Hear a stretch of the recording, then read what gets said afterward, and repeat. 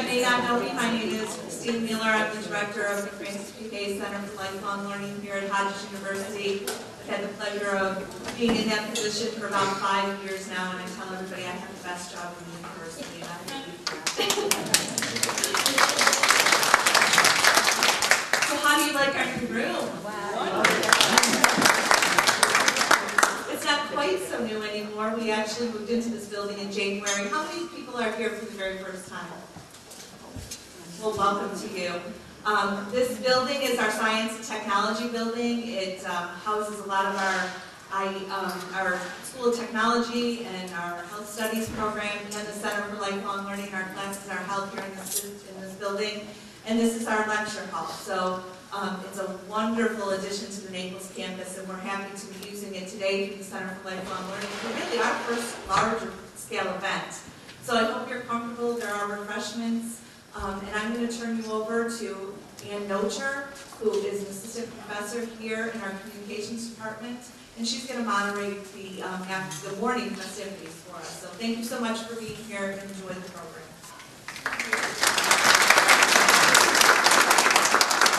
Thank you, Christine. Isn't she wonderful? She's one of our treasures. Well, my name is Ann Nocher. I've seen some of you, I think, in a drama class or two through the CLL. And I'm extremely pleased to be here today to moderate. So my function really is I'm the traffic cop. Now, let me ask you, how many of you are aware that we had an election recently? Missed that? Nobody missed that. Okay. All right, good. Well, we're grateful that that happened Tuesday, and it's over. And here we are on Thursday, and we are going to factually examine the state of our nation. I have an esteemed panel for this symposium, comprised of a few of our faculty. Dr. Carlene Harrison at the end here. There she is. Mr. John Maier, thanks for Erik, Heben, who is managing partner and chief investment strategist at Private Wealth Consultants in our public sector investment. And Dr. Aysegul Timur. We're going to begin today's program with Dr. Harrison. Let me tell you just a little bit about this amazing woman. She currently serves as the Dean of the School of Allied Health at Hodges and has been a member of the faculty since 1992. I hope we're not giving too much away there. I'll give even more away. Dr. Harrison received her doctorate degree from Argosy University. She's a co-author of Law and Ethics for Medical Careers, which is the #1 Law and Ethics for Med textbook in the country. And she has also co-authored the Medical Office Handbook and preparing for the CMA exam. If you would, please help me welcome Dr. Carlene Harrison.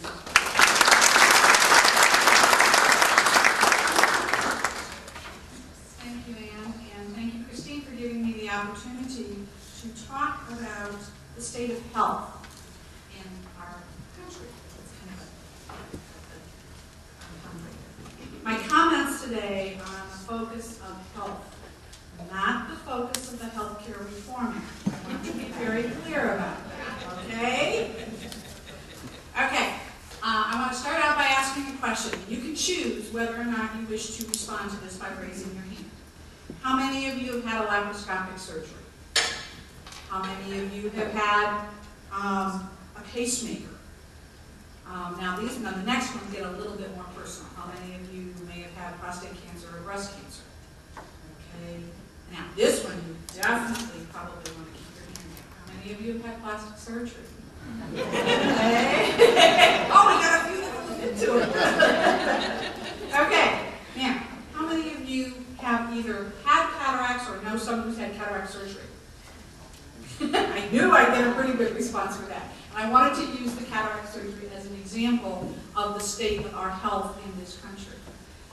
Your procedure lasted 5 minutes in all likelihood, and you came home, and the next day, hopefully, you were out playing golf. Cataract surgery is one of the surgeries that is done the most in this country.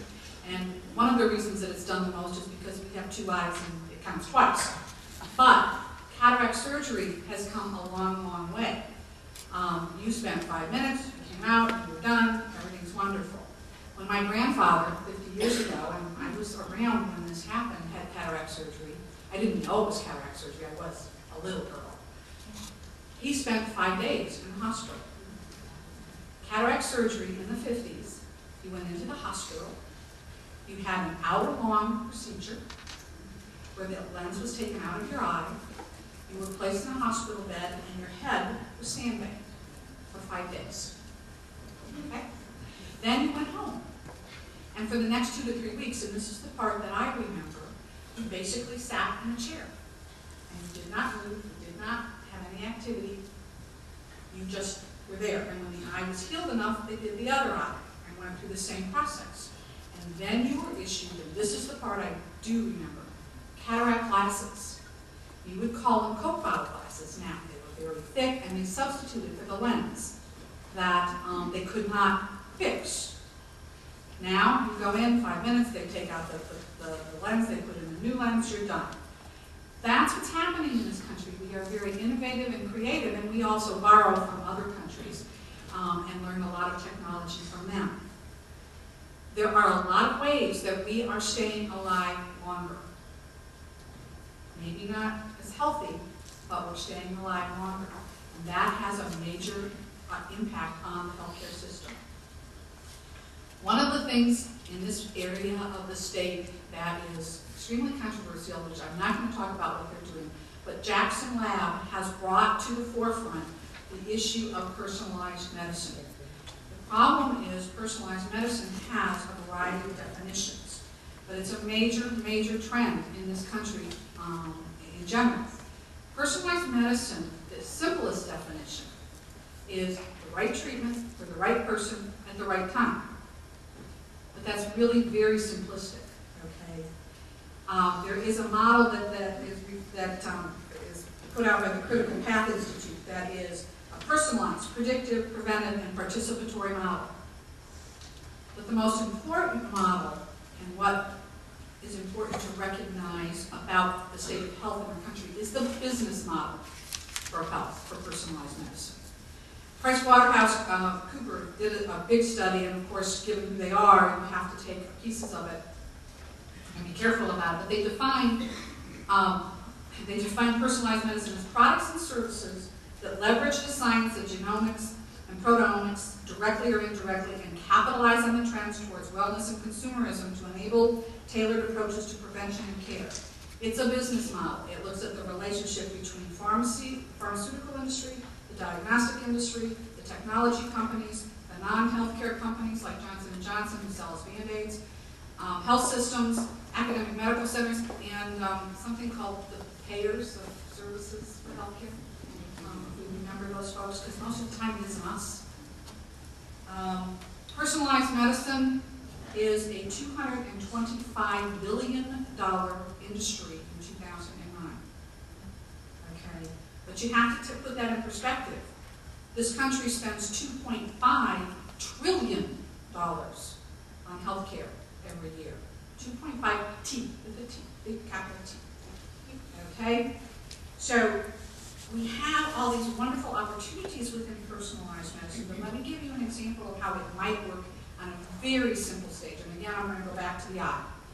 I'm one of those folks who has very high pressure, so I'm a pre-glaucoma patient.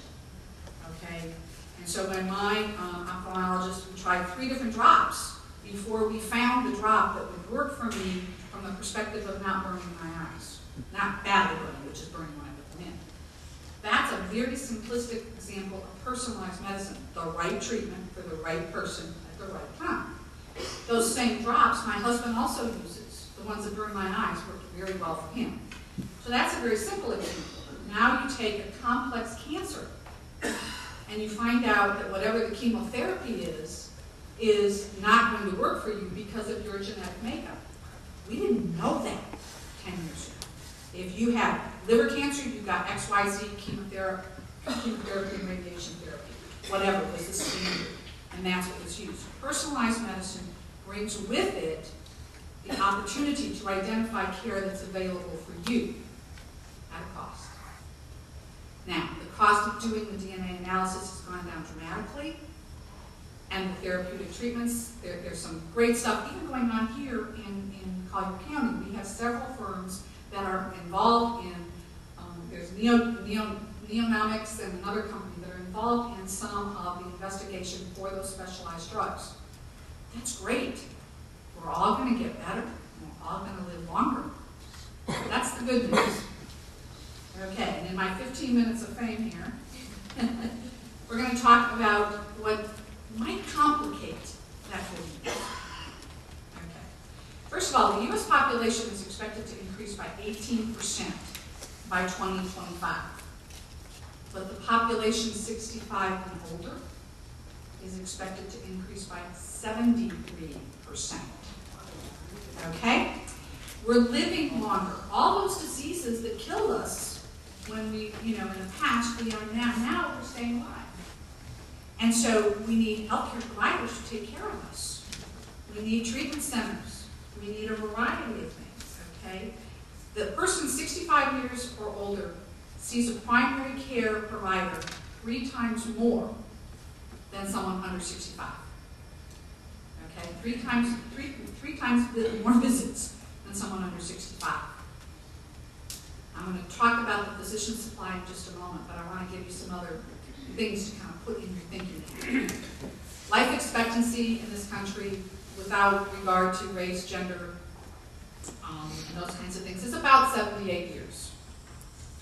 The 15 leading causes of death, and this is from 2007, heart disease, cancer, strokes, lower respiratory diseases, accidents, Alzheimer's disease, diabetes, influenza, kidney disease, septicemia, suicide, liver disease, hypertension, Parkinson's, and homicide.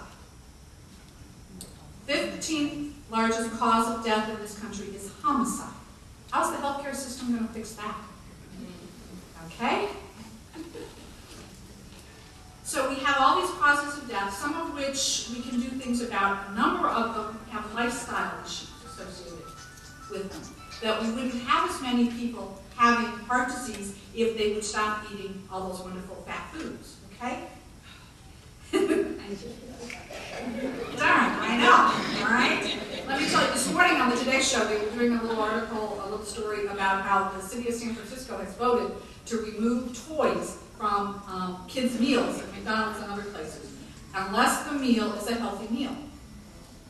Okay? And of course, McDonald's is outraged. But what interested me was they interviewed a bunch of parents. And the parents said, well, it's our choice. If we want to have an 800-calorie or a 1,200-calorie lunch for our 5-year-old, that's our choice, and they should get the toy. Okay? And I have another statistic that I'll throw at you that will make you very worried, or make me worried when I really put it together. Okay. So we have all these problems. We have, no one really looks at healthcare and the crime wave as being related, but it is. All right. We've read about obesity and diabetes to the point that we're probably going, if I hear one more word about being fat, I'm going to throw up. Okay, we're trying to solve my fat problem. But let me give you some numbers, okay? Percent of adults aged 20 years or over who are obese, 34% of the American population. Percent of adults over 20 years who are overweight, that would be me, I'm not quite to the obese stage, another 34%. Now this is, the next 3 numbers I'm going to give you are the ones that are the most disturbing. Percent of adolescents aged 12 to 19 years old who are obese. 18% of adolescents that age are obese. 6 to 11-year-olds, 20%. And this is the number that blows me away. Percent of children aged 2 to 5 who are obese, 10%. How do you get a fat 2-year-old? 2-year-old didn't do it, okay? And it leads to the whole issue of responsibility in healthcare. We are very willing to blame McDonald's or anybody else for our healthcare problems. So it's a tough issue to resolve, and we hear about it a lot.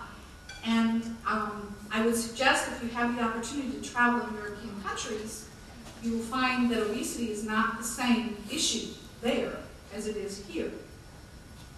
Okay, the CDC came out a couple weeks ago and talked about how the diabetes was likely to rise to possibly 1 out of 3 people in the next 40 years.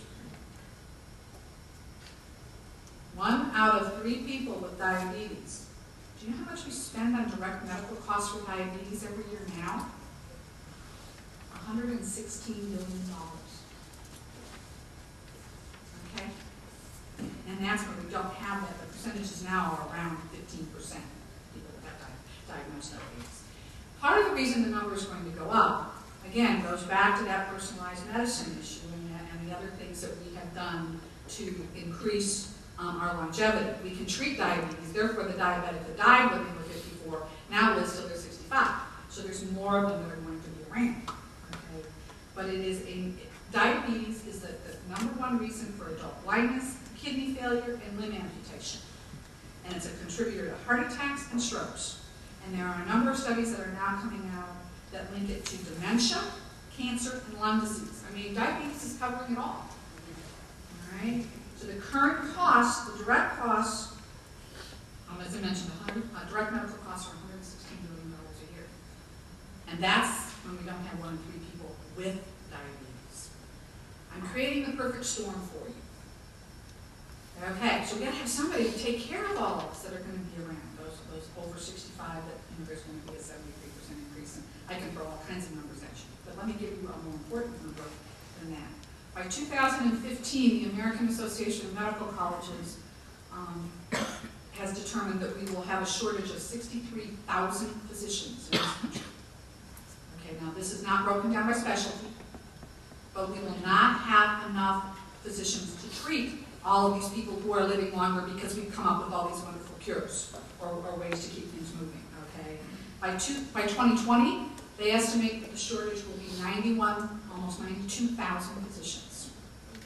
For those of you who may have children or grandchildren in medical school, the likelihood is they are not selected to become a primary care physician. They don't want to be a family practitioner or an internist or a pediatrician. They want to be a surgeon. They want to be a neurologist. They want to be where the dollars are. Okay, because we have a kind of perverse way of reimbursing our physicians, which I won't get into from a political perspective. But the folks who are taking care of us at the beginning get reimbursed the least amount of money for taking care of us. Okay? The other thing, which I suspect very few of you know in this room, it's one of those well-kept secrets. Okay, probably all know 4 years of college, 4 years of medical school. Your residency is anywhere from 3 to 10 years, depending on what residency or what specialty you select. To do a residency, you have to do it at a hospital. Almost all residencies are done in the inpatient setting, the acute care setting. Medicare provides supplements to every hospital that has residency programs. Has done it for years. When I worked at the University of Colorado, we had to negotiate with them to get additional subsidies for the newest specialty, which was family practice. Okay, and this was 25 years ago already. Medicare is going to cut, if not do away with, those subsidies. So every hospital that agrees to take on residents is going to have to cover the entire cost themselves. Residents do get a salary. Okay, they don't get a salary in med school. So that's a major implication for what can happen to the number of physicians we can put out. We went through this whole process in the 60s, and we developed 2 very important physician extenders, nurse practitioners and physician assistants. And both of those programs are putting out students as fast as they can. We have a program here in the School of Allied Health that is in conjunction with NOVA that is for physician assistants. We do the undergraduate work, they do the graduate work. It is the largest program at Hodges University. Okay, so there are lots of people interested in it. Whether they can make it or not is a separate issue. Okay, so who really takes care of you when you're sick other than your family? Nurses. Okay? Depending on which set of numbers you wish to believe on which day of the week you're looking. Okay? nursing is, I mean, this part is not in dispute. Nursing, the nurses make up the largest part of the healthcare workforce. Okay? Nursing school is not as long as medical school, PA school, nurse practitioner school, whatever. Okay? But the nursing school enrollments across the country are not growing fast enough to meet the projected demand. They can't. There's two reasons. The first is they cannot hire qualified faculty to teach in the programs because those qualified faculty are all making a whole lot of money working in hospitals. Secondly, they cannot find enough clinical sites for their nurses to do their training. Okay, we have in this area, Edison has a fine program, FGCU has a fine program, Nova has a fine program. And if those were the only RN programs that we had in the area that needed training, that would be fine. But our vocational education programs have LPNs. And guess what? They need almost the same training that the RN does and the same hospital sites. And so there's a fun debate that goes on about who's going to get what clinical site. Okay. So the other issue is that the average age of the registered nurse is climbing. So not only are we getting fewer nurses, we're getting older nurses who are crotchety and don't want to change. Whatever, okay? Yeah. All right. Okay? We also, the American Association of Nurses has talked long and hard about the fact that insufficient staffing raises the stress level of nurses, that impacts job satisfaction, and it drives many nurses to leave the profession. One of the first things we tell any of the students in the School of Allied Health is, do you understand you are going to be dealing with sick people? And sick people aren't always very nice, okay? So you have to think about that's what we're really learning to do. Okay. What we saw before the recession started was this huge exodus of nursing, of nurses out of nursing and into other professions. Well, as the rest of the economy began to tumble, those nurses came back in, which is part of the reason for the higher ages. Okay. So healthcare, and hopefully Dr. Timur is going to more or less agree with me on this, is the only sector of the economy that is maintaining or continuing to grow. Okay. I confirm that. All right. But my question to you, for which I do not have an answer, at what cost? Okay? Think about these kinds of things. Everybody in this room would probably say, healthcare costs must be reined in. Okay? What that means is there would be fewer people employed in healthcare. There would be fewer opportunities for technology to be developed to help you live to the ripe old age of 78 or 88 or whatever it happens to be.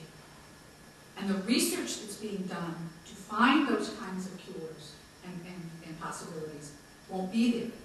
I'm not suggesting that we don't cut the cost of healthcare, but it's not a simple, oh, let's just tell them you're not going to pay for residencies in hospitals and we're done. It's a very complex problem.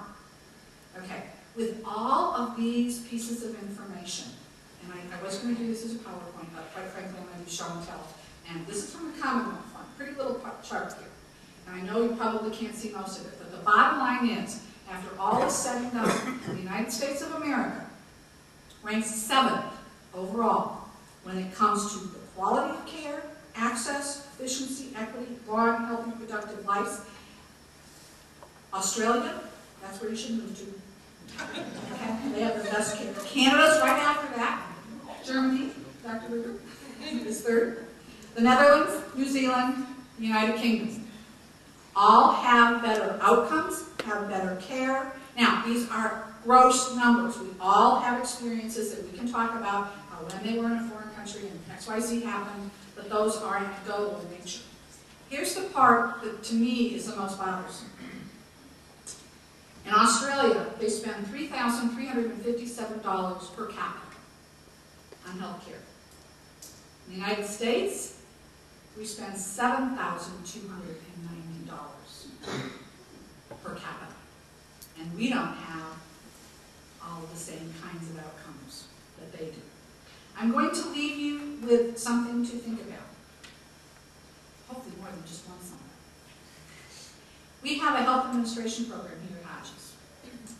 In the very first course that they take at the bachelor's level for the U.S. healthcare system, their very first assignment is to read the Constitution and the Bill of Rights, and to write a paper about where in the Constitution or the Bill of Rights it says that United States citizens have the right to health care or the right to access to health care. It's a very short paper.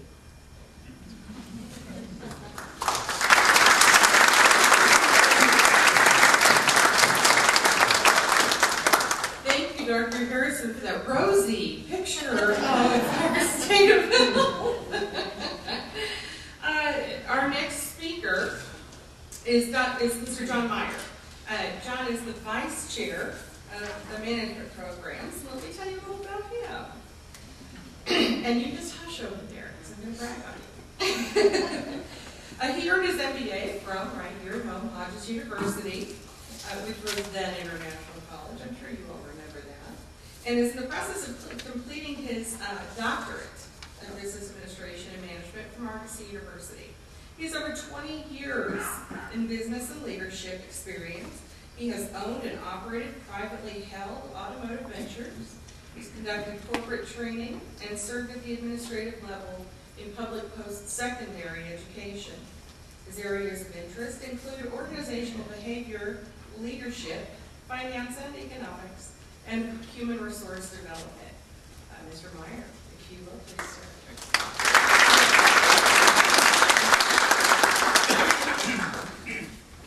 Good morning, one and all. Interesting thing. First of all, thanks for having me. Thank you, Christine. Thank you. The title of today's presentation, I have a cheat sheet here in front of me, says State of Our Nation. And when Christine initially asked me to make some comments or give a little presentation here about this, and she said, well, maybe talk a little, what should I do? What is this about? You'll have 15 minutes. And I thought, great. And then she said, we should talk about maybe management or leadership or something like that. And I thought, well, the state of our nation as with regards to leadership, I thought I could say very few words on that. It could be improved. And then I could simply sit down.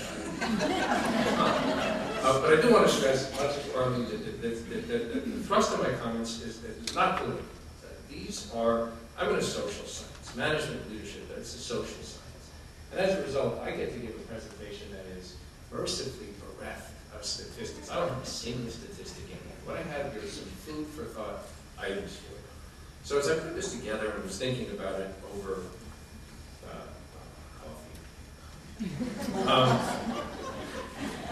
I thought, well, there's an awful lot of places we could go with this thing. Many, many schools of thought about leadership and management, and the discipline or disciplines continue to evolve.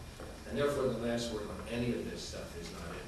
All of this exists as a theoretical construct only. Now, the really nice thing about a theoretical construct is that each of us gets to examine those constructs and decide for himself or herself what works best, what makes sense, what seems right.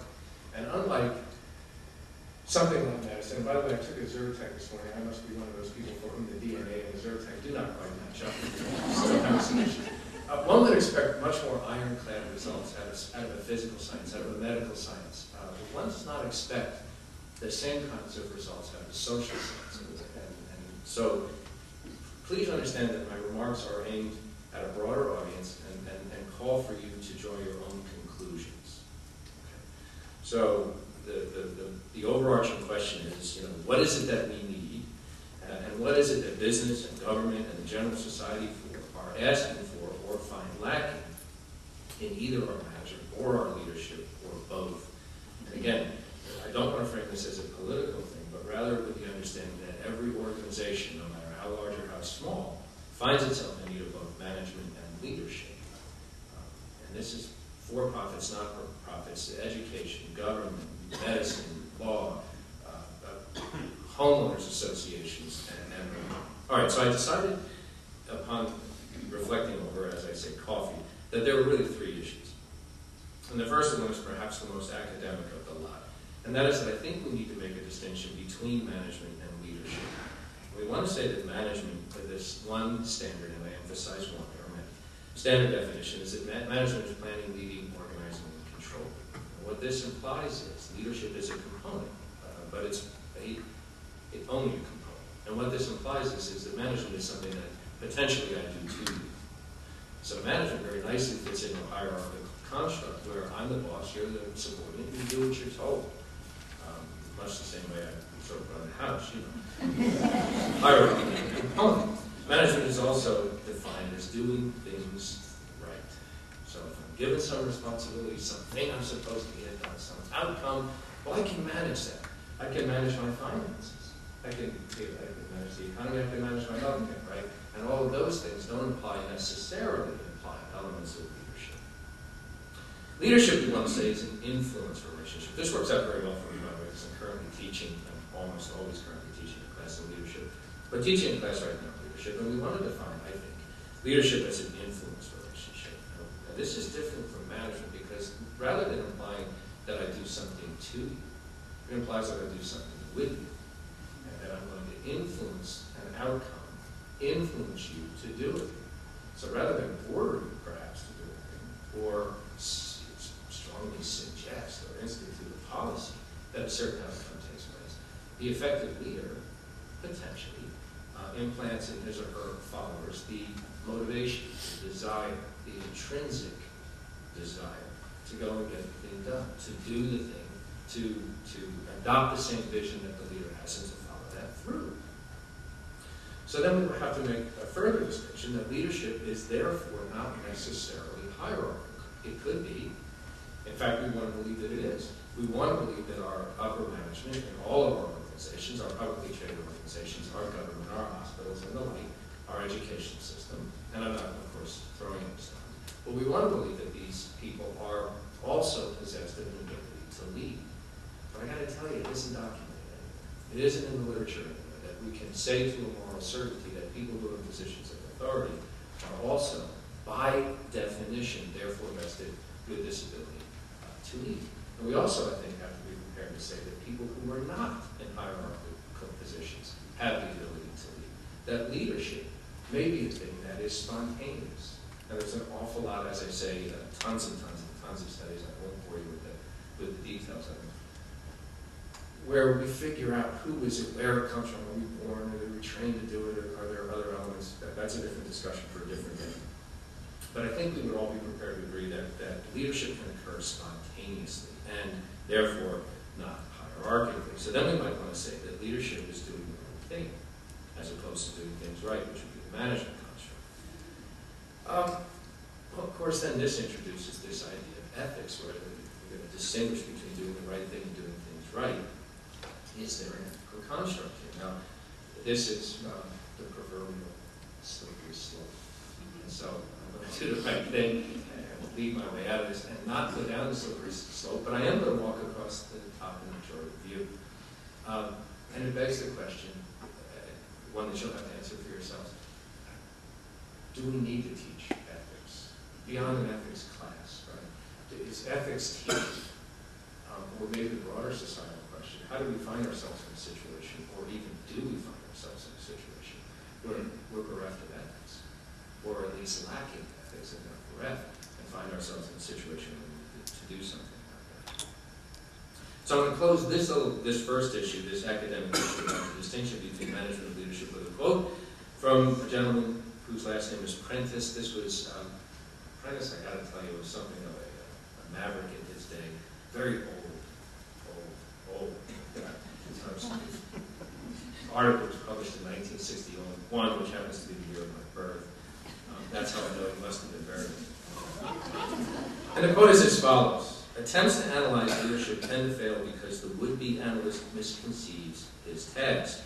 He usually does not study leadership at all. Instead, he studies popularity, power, showmanship, or wisdom in long-range planning. Some leaders have these things, but those things are not the essence of leadership. The man who successfully marshals his human collaborators to achieve particular ends is a leader.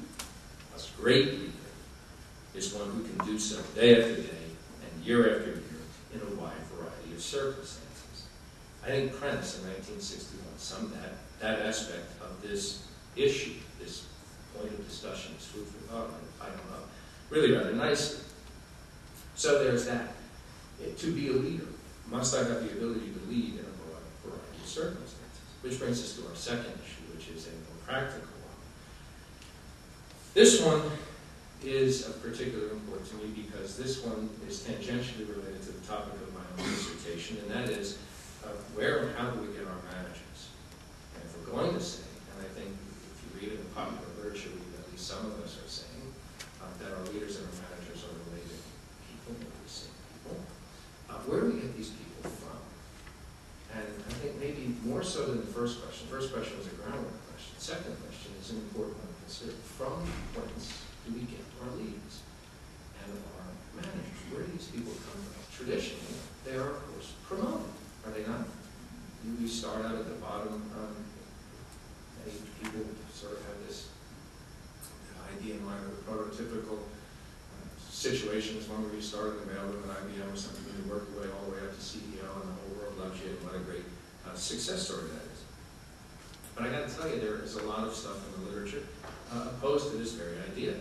Peter Drucker, who is the father of modern management, wants to argue really rather strenuously that there's a negative correlation between success as whatever occupation, success in the mailroom, if you will, and success in the boardroom.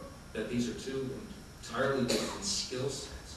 That the successful tradesman or woman or person, though that skill set doesn't necessarily correlate with or translate to. But then you say to yourself, well, it must. Because if we're growing all these people and they're moving into management, how did they get there? If they weren't any good. And of course, I would say, well, they got there. They got there via the Pareto principle. Some of you would know this as the 80-20 rule. And so we might apply, 80% of the people that we put into positions of authority are getting 20% of the results, or 20% getting 80% of the results. So there's enough of them where we could point to them individually and say, well, look, there goes a successful leader, there goes a successful manager. Our process for promotion, for implementation must be successful. I would argue that that's really not quite right. We might also apply the Peter principle. Many of you who read Tilburg or something like that will be familiar with this. And this is where we promote to the level of incompetence. That it's supposed to be delivered as sort of a tongue-in-cheek thing, but it's a legitimate, studied, verified thing. We do this. And when I say we, I mean those of us in the Western world, but not we at Hodges University, or we in Florida, or we in the United States. We in the Western world. So this begs the second question, the one that the food for thought item that I asked you to consider. So you didn't know I was going to give you one. Carlene gave you one question. I've gotten two so far, and there's more to come. Could we, should we, ought we train management as its own vocation? Now, my own view, as a professor of management, as the vice chairman of the management program, would be that, yeah, in fact, not only could we or should we must. That the way that we would affect proper leadership, the way that we would affect successful management, is by training people, by recognizing that it's a separate set of skills, a separate discipline, training people to move into those positions.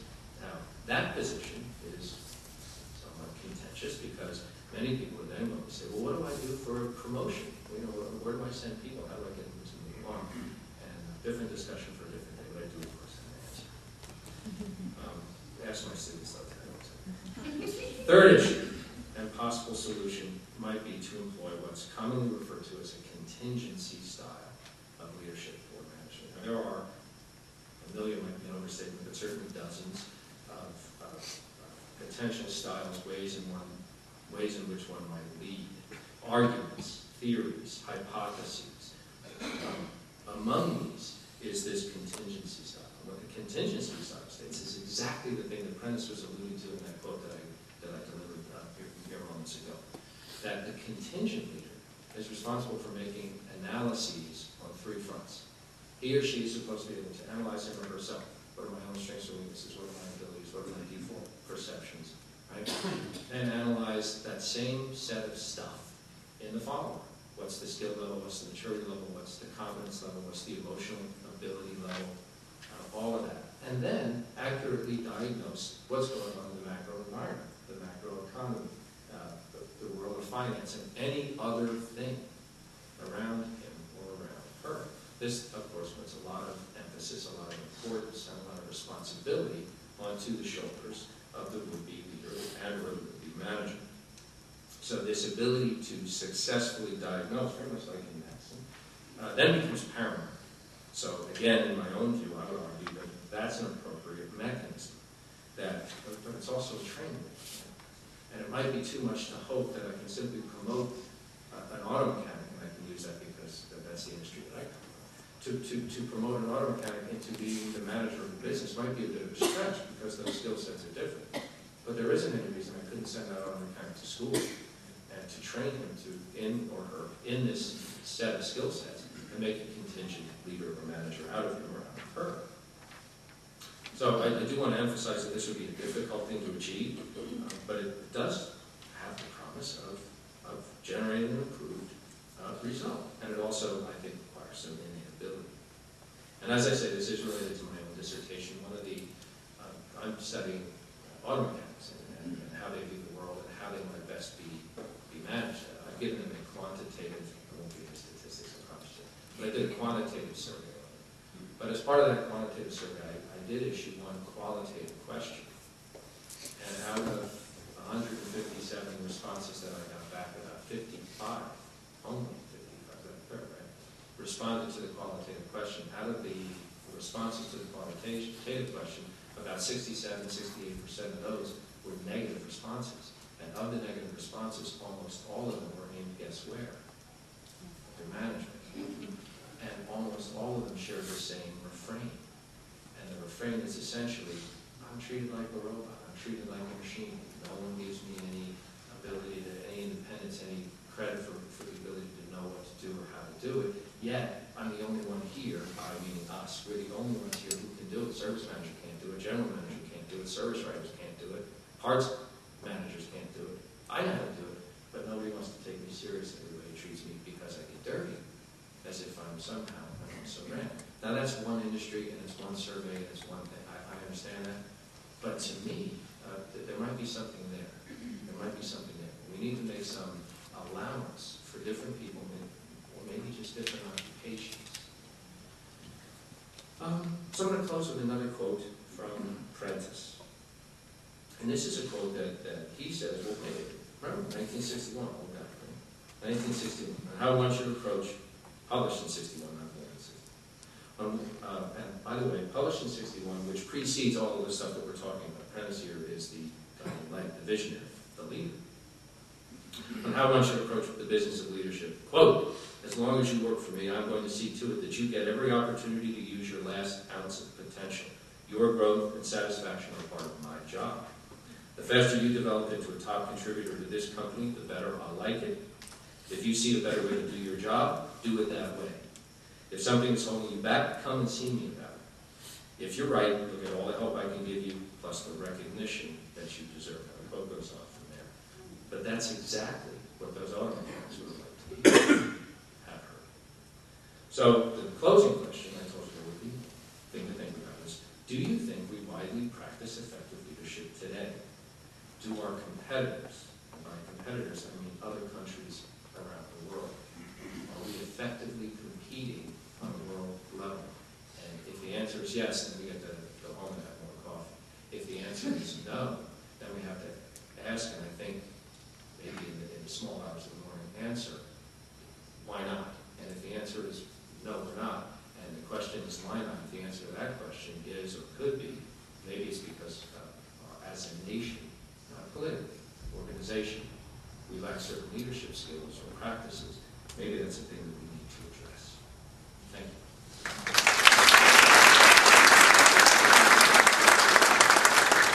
Thank you, John. I knew he wouldn't get out of here without mentioning Peter Drucker anyway. No. Yeah, it's a given, yes indeed. Well, now we turn away from our faculty to our invited guest today. Erik Heben is a certified financial planner, and he happens to work with the company that provided our refreshments today. I thought that might be a big plug for him.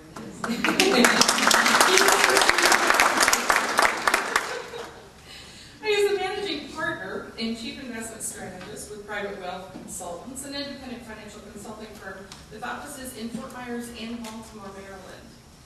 He's also a managing partner of Private Wealth Tax Advisory, a full-service tax firm. Erik's a member of the Southwest Florida chapter of the Financial Planning Association, as well as the Plan Giving Council of Lee County.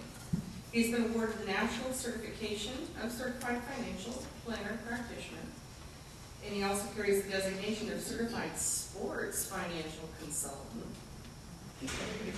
Yeah, running with a big dog accent.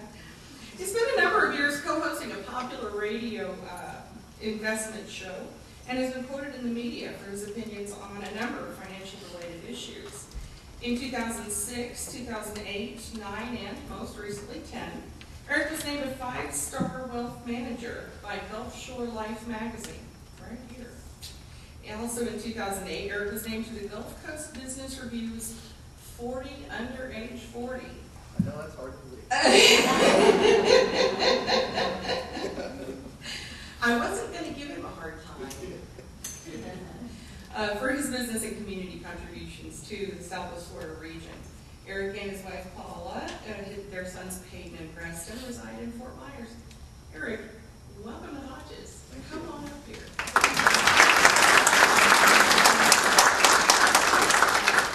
think the first thing I need to do is tone down the bio, huh? You're going to expect some real pearls of wisdom here. I don't know whether talking about finances makes me the popular guy or the unpopular guy. I'm guessing it's the unpopular guy, but I started managing money in 1994, and one of the things we're going to talk about today is where we've been in the financial market, where we are now, and then where we go. And like I said, since 1994, I've been managing money, and if there's any indication of where we've been the past 16 years, I think my hair answers that. Because when I started out, that's true, when I started out in 94, I had no gray hair. So I think that kind of gives an indication. But the reason why I want to go back and I'm going to start the pickoff point at 1994. I think a lot of things have happened since then. It kind of gives us a gauge of what might happen, or a couple of lessons that we can pick up and learn from that might help us as we navigate pretty murky waters right now. One of the things I'm going to talk about, and everything I talk about is opinion coming specifically from me, is where we go from here. And something happened here over the past couple of days that, I'm pretty excited about talking about with regard to that, and it's not the election, by the way.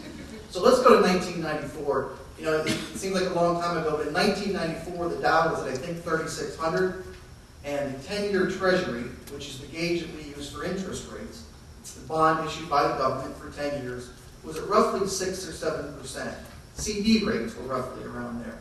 Now, if we go back to 1994, the average person had probably a mix of maybe 50-50, 50% stocks, 50% bonds in their portfolio. It was kind of a mundane period. Rates had been coming down, but in 94 they were moving up a little bit. The market was ho-hum. It was at 3,600. It was when you were using the asset allocation. You were spread out among a number of different assets. It was pretty ho-hum. Well, then what happened? 1994, 95, 96, and Al Gore created the internet, right? So we start seeing an advent of internet and tech companies coming to market. And so 98, 99, do you remember back in the day when you go to a cocktail party and the conversation was your neighbor telling you what stock they bought or the next hot stock, or Oracle, no one ever heard of Oracle, and all of a sudden they were talking about it at a cocktail party. And specifically, do you remember when they had I think they had a money manager pick stocks, and then they also had a monkey throw darts. So the market was going straight up. By the way, I mean, no offense to the monkey, calling it a money manager.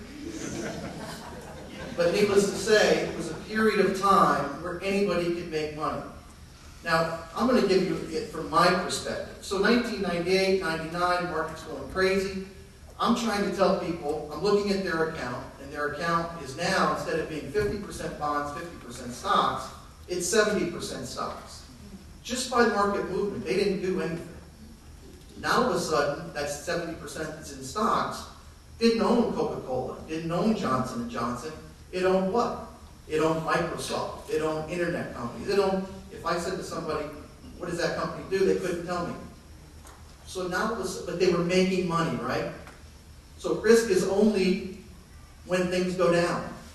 So we lose perception of what risk versus reward is. Now, the reason I'm telling you this story is I think it touches upon one of the great lessons. This isn't an investment philosophy. It's more a guide or a saying that I find works. And that is, the market climbs a wall of worry and descends a wall of optimism. I find that to be true, and that's going to be true today, in my opinion. Because what happened? So 1999, the NASDAQ, I think the NASDAQ started out at, I forget the number started out, but it peaked at 4,000. In December of 1999, the NASDAQ peaked at 4,000. At that time, you couldn't talk people out of getting out of tech stocks. Then what happened in December of 1999, things started to falter. And within 33 months, it went from 4,000 to 1,300. Decimating net worth. Today, it stands at 2,500. Then I'm going to fast forward. You remember Y2K? We were afraid lights were going to go out. The computer programmers had put in 2 digits instead of 4 for the year, and we were afraid that everything was going to. So what happened? The Federal Reserve, Alan Greenspan, flooded the market with dollars. He was afraid there was going to be a run on the bank. Now, my opinion is that was the seed of the housing crisis, arguably. That's just one little piece. But there was a lot of money to be had, and it had to go somewhere, and over time, that accumulates. I think there's a lesson we learn there, and that is you do not fight the Fed. Okay? So the Dow peaked in 2000 in the year 2000 at 11,000 now. We're just now crossing 11,000 again. Now in 2000, the market started falling, and then we had September 11th.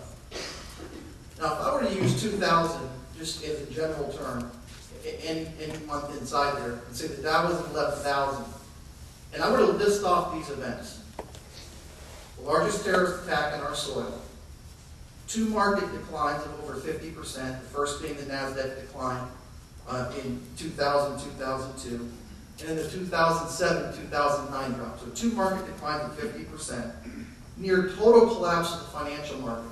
I mean, we were talking about Wachovia going under, Bank of America going under, Merrill would have, Lehman Brothers did.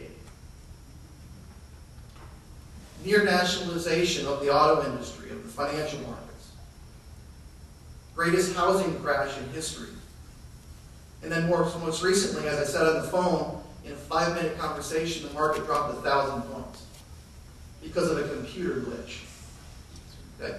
Now, if I were to list those things in 2000 and say, where do you think the market would be today? Would 11,000 be optimistic or pessimistic? It's arguable, but I would say, it's optimistic. So, basically, we had a lost decade, and that's what we're talking about here today. So we sit here today essentially at the same spot that we were in 2000, but that's only half the story. During that time, we had one of the greatest bull markets in bonds. In 1980, anybody own a CD in 1980? Fire off a rate that you think you got in 1980. 15. That's about average. The highest rate paid in 1980 was in California at 20% for a 1-year CD. 20% rate. Since then, interest rates have come down. Substantially. One of the basic tenets of bonds, I don't want to get into details here, we use the question and answer. One of the basic tenets of bonds is when interest rates, they have an inverse relationship with interest rates. When interest rates go down, bonds go up. When interest rates go up, bonds go down. Well, we had 30 years of interest rates going down. The 10-year Treasury today is at 2.5%. So you're basically saying to the government, you give me 2.5%, and I'll give you money for 10 years. So, we've had a decline in interest rates, a rally in bonds. All right, so that takes me to where I think we are today. So again, I said we're just over, I think we're 11,200. We're at 2.5% on interest rates. We are at a stage where the confidence level is near zero. Rightfully so. I don't blame that at all. I mean, I feel the same way. The confidence level couldn't be any worse. I mean, when you're worried that your bank is not going to be there in the morning, then that's legitimately a time to worry. But I also think that cooler heads need to prevail, and ultimately you have to analyze things as they are. Because I think you invest for the next 10 years, if you invest for the next 10 years the way that you invested the last 10, you do it at your own peril. I truly believe that. So the last part of this year is going to be what I think happens in two parts. One over the next year, and then over the next 10 years. And I can sum it up pretty simply. I said something big happened here over the past couple of days. Yesterday, the Federal Reserve said that they would inject or go and buy $600 billion worth of treasuries.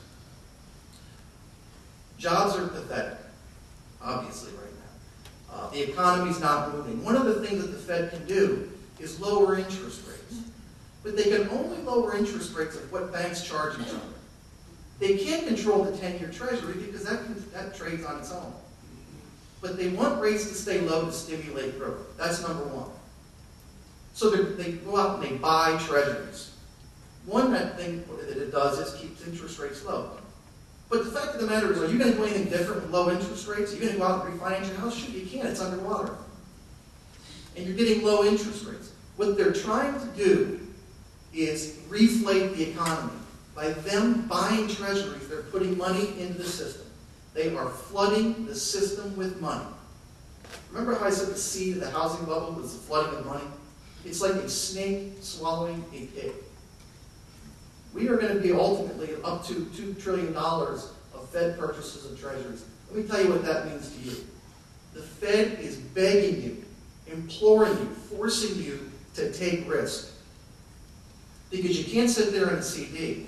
And with the flooding of the market of money, it's one of those few times that I'm going to say over the next year, you want to take risk. They're telling you risk assets, they are going to make risk assets go up. Remember I said don't fight the Fed? By flooding the market, they're going to try to, the dollar is going to go down, they're going to try to reflate the economy, it's going to bring risk assets up. So today, I'd say that any risk asset, but there's always the unknown. So you have to accept low interest rates for your safe money. So for the next year, I'd do a barbell. I would have risk money because it's going to pay you to do that. But remember, risk money has the potential to grow, it has the potential to go down. I think it goes up, and then you have safe money. Over the next 10 years, different story. I think it's kind of like if you have an employee who's a lazy employee, just giving him, a stimulant or a shot of coffee. It's going to cause a reaction immediately. Remember how I said that risk assets are going to go up. Stock market's going to go up, in my opinion. Stock market's going to go up because there's too much money being flooded into the market or into the economy. But one of the things, the side effects, is ultimately they are going to succeed and they are going to reflate the economy. And when they do that, what's going to happen to interest rates? Interest rates are going to go up. And what I worry about is that time period between where they are today and where they ultimately settle. Now, I think we have probably a year to 2 years to prepare, maybe 2 years to prepare. But I think the story of the next 10 years is going to be the amount of money lost in the bond market. Right now, everyone perceives that as safe money. To me, safe money is money that doesn't go down a lot. As soon as you see safe money, which is perception and reality, perception is bonds. As soon as you see them start losing money, there's going to be a big movement out of bonds. Interest rates go up, bonds get hammered. You want to see things go down fast in the bond market, it's when safe money starts going down. So to me, long term, you start moving out of bonds into floating rate bonds, into, for the time being, accepting lower rates, short-term CDs. When they come due, you reset at the higher interest rates. So I just want to leave you with this. I threw a lot out there. I get that. The risk assets will do well in the near term. In my opinion, don't go out and sell everything because it's risk. You barbell it. But for the next 10 years, especially those in this room, since there are a lot of older people in this room, be careful on bonds. Now, I'm going to add a caveat. Bonds do mature. So if you're going to hold a bond to maturity, don't worry about it. The problem is most people own bonds and funds never mature. So barbell today, and then ultimately be careful of what we wish for. We reflate this economy, interest rates go up, bonds will be the next. 10 years from now, we'll be talking about the bond crash, in my opinion. That's it. We will get started with the question and answer session now. Let me just briefly, before we begin the Q&A, I'd like to introduce a couple of people who are here today who are very important to us here at Hodges University. Keith Arnold, would you give us a wave, please, sir? Mr. Arnold's a member of our Board of Trustees, yes, and we are extremely pleased to have him here with us today. Thank you, sir. If there are other members of the Hodges faculty, staff, family, if you would please stand up for just a minute and let us acknowledge you. Come on, I know who you are. Lou, stand up. I just wanted to give them a wave as well. That way you all know who we are. And so if we manage somehow to miss a question, you can always attack any of us. Now, there are 3 people in the audience. We have Marilyn. She's our lovely volunteer. Joe Turner, sir. And Christine Wheeler, you know her, don't you? And they have microphones. So if you have a question, if you would, just please raise your hand. And one of them will come to you, and they will help you with the microphone. At this point, Dr. Harrison, Mr. Maier, Mr. Heben, and Dr. Timur are ready to take your questions. Where do you see kids graduating from college today? What direction should they go? Should they continue their education for the next couple of years, knowing that the situation of the economy and jobs, or what would you suggest? I love to respond. Wonderful. Well, one of the things is that to have a really effective recovery, we have to increase productivity. So that's one of the requirements. To increase productivity, the best thing is to invest on human capital. What does it mean is that get your education. Absolutely. That is a must. There is no other ways. We have seen what happened in the financial crisis. We have seen what happened in the financial markets. You know, you can really wipe out your wealth, but if you have the education, if you have your human capital investment, you'll be able to find jobs no matter what. So that is the best thing to do. I think that is today's investment solution. I would agree with that. I remember my mother telling me you can always pick up your degree and take it with you wherever you go. So yes. Marilyn? Oh, one more comment. Dr. One Harrison. statistic that has not changed is those individuals who have college degrees earn more money than those that don't. And that is, you know, has been, yeah, their unemployment rate is lower. So it may not serve them well initially, but, and we don't say this because we're educated. We say this because it is what it is. Mm-hmm. Yes. I think that, I hope, is this on? Yeah. I hope that our best minds don't keep going to Wall Street for the money. I hope we have more engineers, like I say.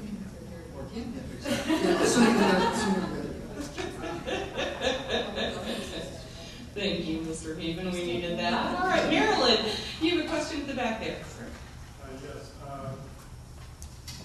understand why the $600 million is being invested by the Fed. I'm curious about where that money is going to go. Is that going to go into, it's going to be funneled into the private sector for improving the infrastructure of our country and to be invested in small businesses around the U.S. and the world to improve the unemployment situation? Erik, yes. There's a couple ways that the Federal Reserve can increase the money supply, and that's just to print money or to actually buy treasuries in the open market. So they're essentially putting the money into our system, into our economy.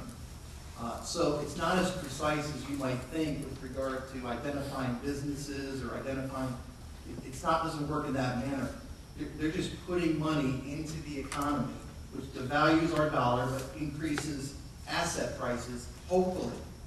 That's the intent. And $600 billion was just what was announced yesterday.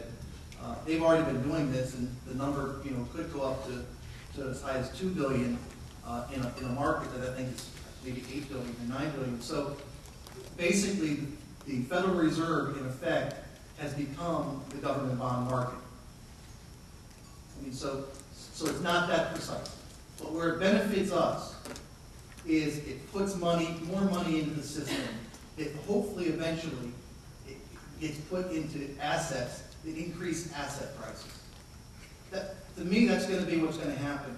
You're not going to see the GDP numbers or employment improve. It's the chicken or the egg. I think what they're going to do is they're going to inflate asset prices. And as people become more comfortable, even if falsely, become more comfortable, they'll start spending again. People will start hiring. So you're going to see it in asset prices, in my opinion, because of the money, not because of low interest rates. Maybe just make a quick follow-up on that. Putting money into the system, and correct me if both of you think I'm wrong, putting money into the system only puts it in the system. It doesn't necessarily get circulated in the system or spent on any particular thing in the system. It just makes it available. It's kind of like having it in reserve, and I don't necessarily know if or even when it finds its way back into the macroeconomy. So from my own perspective, that of a non-economist perspective or a non-financial planner perspective, would be tread lightly. There might be ways to stimulate by increasing money supply, but there might be more focused ways to do it as well. And so we might argue that it's a way to get the money in, but it lacks a focus for getting it delivered. Yes, please. I think the whole purpose is to, again, increase the liquidity in the market. One thing is that I want to remind you about the history of Ben Bernanke, who is the chairman of the Federal Reserve Board. One thing is that when we evaluate his policy decisions today, what he has done last 2 years, we appreciate his research, because for entire his career, he studied the models of Great Depression. So if you look at his contributions to economics, it was all about the Great Depression. One of the mistakes happened in Great Depression was that the Federal Reserve by that time tightened the money so much that there was no liquidity anywhere. So that was the main reason why we had such a big collapse. So Ben Bernanke is today trying to avoid the same issue, to flood the money to the markets, or to be at the safe side and then distribute where it's necessary, not to repeat the same mistake.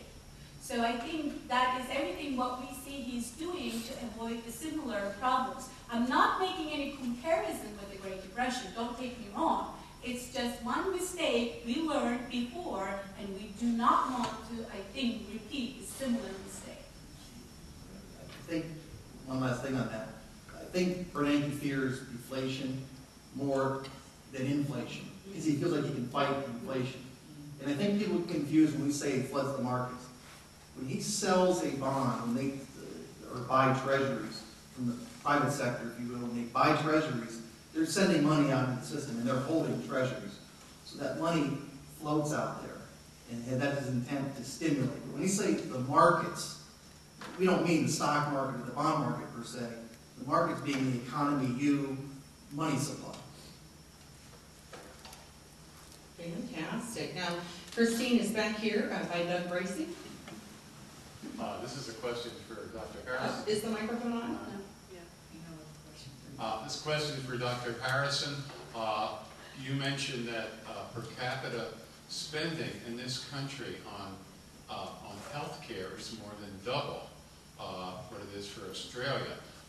Could you drill down a little bit and talk a little bit more about that? Three specific things come to mind. One is, what are the criteria that are usually used when you in ranking countries as far as quality. Second of all, could you distinguish private versus government spending? And third, the other area of interest to me is automation of medical records. Are these other countries more advanced than we are in that area with presumably attendant savings and costs? Thank you. This is where you're going to run me out of room. All of these countries, Australia, Canada, Germany, Netherlands, New Zealand, and UK, have some form of socialized medicine. It differs in each country as to the degree and how much is controlled by the government and how much is still in private hands. I can tell you, and there's some faculty in the room that, well, actually they left. They would know this part. I can tell you that as far as electronic health records, as far as those kinds of things, we are so far behind that it's embarrassing. Okay. The issue in terms of how they measure these, they have effective care, safe care, coordinated care, patient-centered care. They have specific items that they go out and they measure. When I mentioned that we're so far behind these other countries, it's partially in our reporting system. Okay, and the fact that we are not electronically managing records in the same way the rest of the Western world is. We are putting enormous resources and dollars into it, but it is a frustrating experience for all involved, because what happens is your physician's electronic medical record system does not talk to the hospitals. The Memorials doesn't talk to Naples Community, and I don't know, but they may be talking to each other. That whole piece is not there.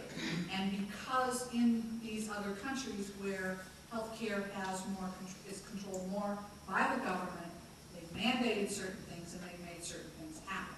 Now, varying degrees in all of these countries, there still is a private sector in all of these countries. I will tell you a very short story about differences. I was on a cruise with a bunch of Brits. And everybody says, oh, United Kingdom, socialized medicine, it's wonderful. Now, I was on a very nice cruise, okay? That's that medical law and ethics textbook would be. Okay? And everybody else at our table was Brits. And we started talking about the healthcare system, blah, blah, blah, blah, blah. You know what they do? When they know they have to wait, they go to the private sector. If it's something that is not a really big deal, they go to the public sector. They have that choice, they have that option. One of them has a number of health problems that needed immediate care. And so they would just go back and forth because they had the means to do it. All right.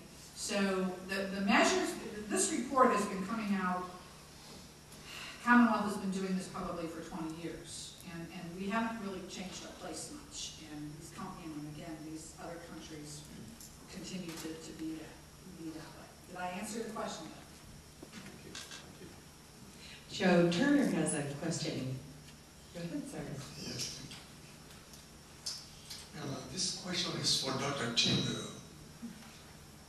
It's a two-part question. If you don't want to answer the second part, you may not.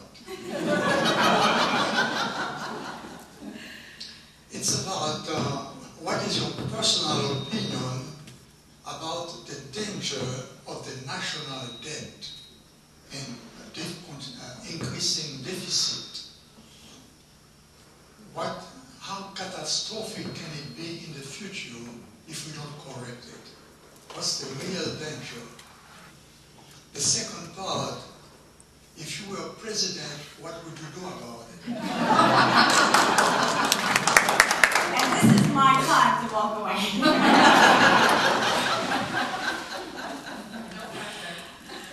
No pressure, that's right. Well, I get this question all the time, and I just want to start from one thing. In 1940's census, there was a question asked to a woman, and the question was, in the census, how much mortgage you carry on? And she responded in 1940 as 40 billion, because that was the national debt by that time, 1940. She took it so personally because she was worried about the national debt like we are today. So right now, I think, again, last time I checked it, it was $8.3 trillion. So it is unbelievable, absolutely. Economists are divided in two ways. One, Keynesian-type economists are saying that, well, it's approximately 60% of the GDP, we are fine. So, we'll recover it if we have strong growth over time. We'll absolutely recover it. But on the other side, some of the economists are saying that, well, the growth estimated to be very low, productivity is estimated very low, so we're going to have a hard time to really cover it, and it may be our future problem. So again, I just want to focus on productivity because productivity is so important in terms of labor supply, how we produce, what we do in terms of recovery. So that is all about the national debt. But on the other side, some of the economists just released a new research report saying that, well, the national debt could be even 160% of the GDP. So we're not there yet, so don't worry about it. So even the economists are divided in two different groups, that one group is really worried about because of the slow and moderate growth expected. So if I, go back to the main question, if I am the president, absolutely I would focus on that problem. But national debt is a concern of a long-term problem. So we can absolutely allocate our resources in the long run and do something about it. But I think in today's short-term problems are our main focus to really help the national debt to go down. So we have to look at the approach in two ways, short-term or long-term. So I think in the short term, I would look at the current issues and look at the productivity, labor force, because all of the things we talk about are so related. Like, Dr. Harrison's presentation is so important to us, even talk about the economic growth. The reason is that we are expecting more medical spending in terms of healthcare, right? It is going to contribute more to the deficit. So anything we do healthcare means more debt we're talking about. So if we just look at the overall picture, there are so many points that we really need to focus on. But again, the national debt should be seen as a long term, but the current issues should be solved in the short run. Thank you, President Timur. Dr. Timur, sorry. We have a question over here. This question is for Dr. Timur. A few minutes ago, I paraphrased what the lady asked you about students that graduate and what they're going to do. And your response was, well, you suggest that we go to school getting more education, which I agree, but at the same token, the more educated people we have and less unemployment we have, isn't it that going to decrease our standard of living?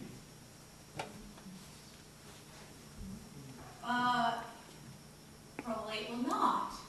The reason is that if you look at the statistics, if you look at the difference between, in terms of the white-collar workers and the blue-collar workers, there was a big difference in terms of wages and the salaries. So the education always pays back in the near future, no matter what. So when you look at the education as your investment, of course, like Dr. Harrison mentioned at the beginning, you will gradually have a better standard of living, but if you look at it in the long term, it will pay you, so it's going to contribute more to the standard of living. All right, we have a couple more over here. Hi, my name is Sherman, and my question is to Dr. Timur as well, and it's more... Am I today? Well, it's bad economy, you're an economist. You got the answers. Now, I am as a default guilty. my question is not really attacking, and it's more in a global context. The question is, what do you think about such countries as Singapore, China, Australia, New Zealand, tightening their monetary policies today, while the U.S. central bank is continuing to keep the monetary policy, so to speak, loose? Yeah. Well, first of all, we have to look at those countries from the perspective of economic structure. They are structured in a different than the way we do. We are talking about the capitalist system in the United States, where we talk about those emerging countries. They have different policies and procedures in place in terms of economic activity. For example, when you look at the markets, demand and supply, it works in a free way. Here, where you look at the currency market, or the currency issues in China, it is absolutely depressed by the government. So when you look at it from different sides, you see the policies are implemented in an opposite way, or it's a conflicting way. The reason is that the economic systems are different.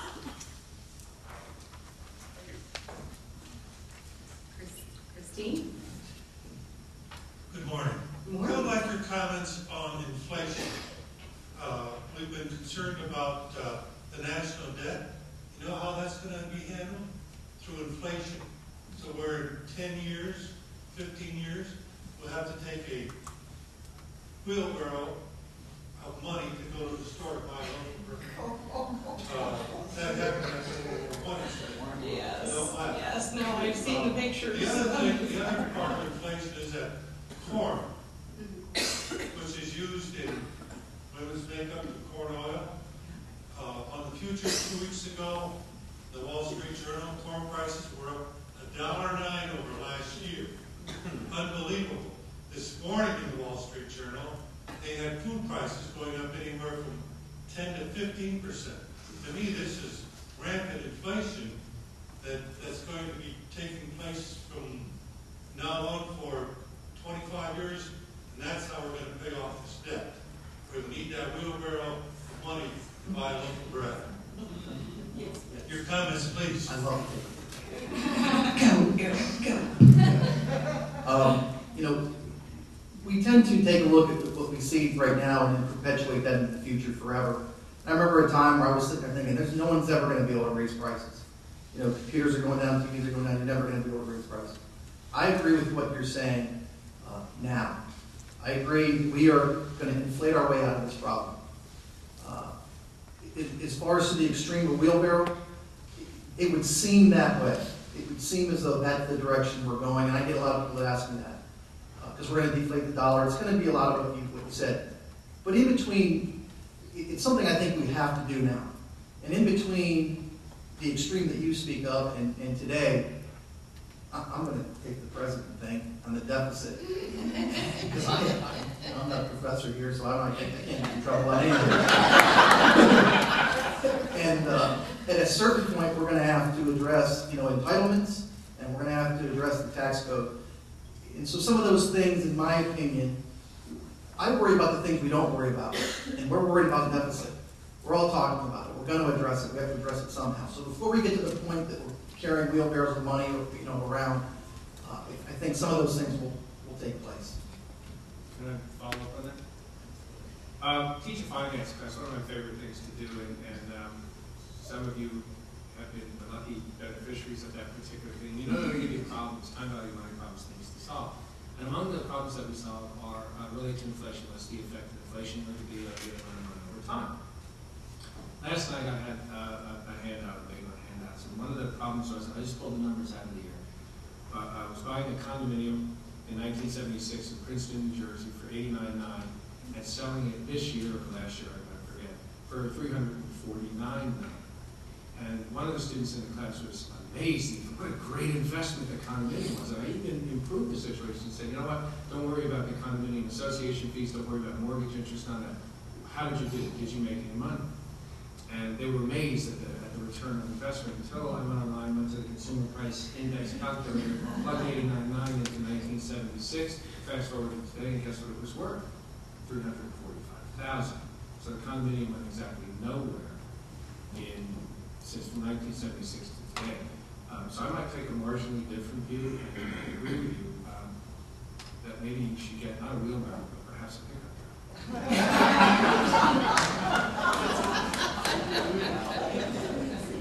Okay, we have time for one more question, and I see Marilyn has it there. Uh-oh, don't give that man a microphone.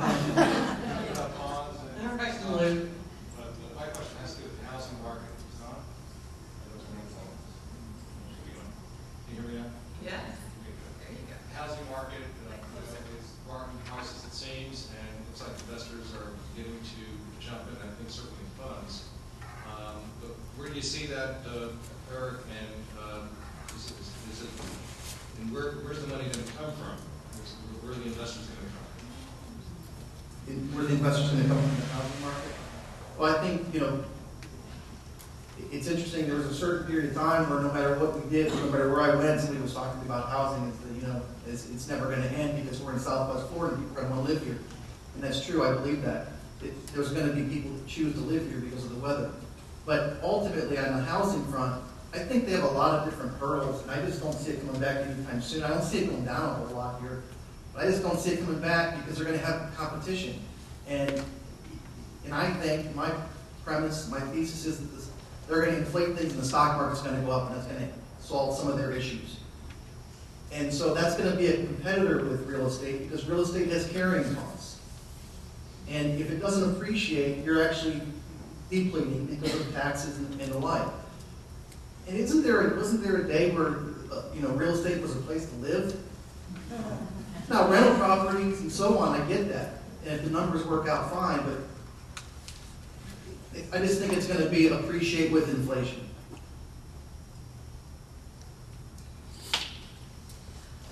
All right, well, I'm going to welcome back to the stage Ms. Wheeler. She's going to wrap it up for us here today. Thank you all again very much.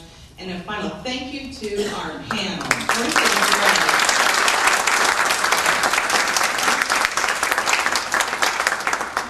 just want to thank everybody for being here this morning. I hope that you enjoyed it. I hope that you benefited from the information that was provided.